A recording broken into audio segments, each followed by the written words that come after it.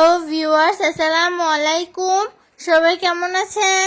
আমরা ভালো আছি। শবনম ডেইলি ব্লগ থেকে চলে এসেছি নতুন একটি ভিডিও নিয়ে। জামালপুরের ঐতিহ্যবাহী মেন্দা বা মিলানি রান্না করব। তাই প্রথমে মাংসগুলোকে ভালোভাবে ধুয়ে নিয়েছি। পেঁয়াজ কেটে নিয়েছি। চুলায় পাতিল বসিয়ে তাতে তেল দিয়ে দিয়েছি। তেলটা গরম হয়ে যাওয়ার পর পেঁয়াজ, তেজপাতা, দারুচিনি ও সাদা এলাচ দিয়ে দিয়েছি।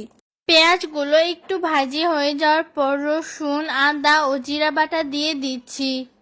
সবাই আমার পেজটা ফলো করবেন, লাইক কমেন্ট করে পাশে থাকবেন। আমার ভিডিওগুলো সবাই বেশি বেশি শেয়ার করে দিবেন।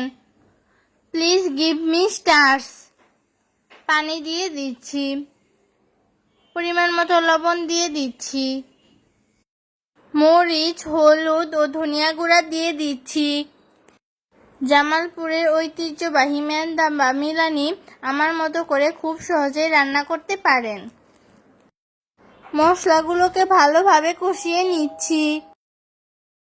মশলাগুলো ভালোভাবে কষানো হয়ে গেছে। এখন মাংসগুলো দিয়ে দিচ্ছি।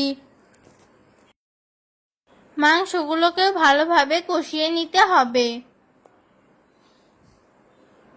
মাংসগুলো কষানো হয়ে গেছে। এখন একটু পানি দিয়ে দিচ্ছি। পানি দেওয়ার পর সবগুলো উপকরণ একসঙ্গে ভালোভাবে মিশিয়ে নিচ্ছি। একটি বাটিতে 2 কাপ পানি নিয়ে নিচ্ছি। পরিমাণ মতো লবণ নিয়ে নিচ্ছি। চালের গুঁড়া দিয়ে দিচ্ছি। চালের গুঁড়াটা আমি আমার পরিমাণ মতো নিচ্ছি। সবগুলো উপকরণ একসঙ্গে মিশিয়ে নিচ্ছি। চালের গুঁড়ার মিশ্রণটি এরকম ঘনত্বের হবে।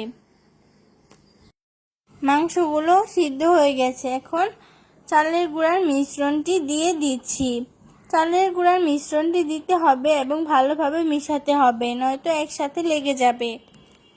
বাগার দেওয়ার জন্য অন্য একটি চুলায় কড়াই বসিয়ে তাতে পেঁয়াজ ভেজে নিচ্ছি। পেঁয়াজগুলো ভাজি হয়ে যাওয়ার পর জিরা দিয়ে দিচ্ছি। জিরাগুলো একটু ভাজি হয়ে যাওয়ার পর বাগার দিয়ে সবগুলো উপকরণ একসঙ্গে মিশিয়ে নিচ্ছি। আমি তেজপাতা, দারুচিনি ও সাদা এলাচ গুঁড়ো করে রেখেছিলাম। এখন সেগুলো মেন্দার উপর দিয়ে দিচ্ছি। দেওয়ার পর সবগুলো উপকরণ একসঙ্গে মিশিয়ে নিচ্ছি, নয়তো খেতে মজা লাগবে না। আমাদের মেন্দা বা মিলি রান্না হয়ে গেছে। সবাইকে অনেক ধন্যবাদ ভিডিওটা শেষ পর্যন্ত দেখার জন্য।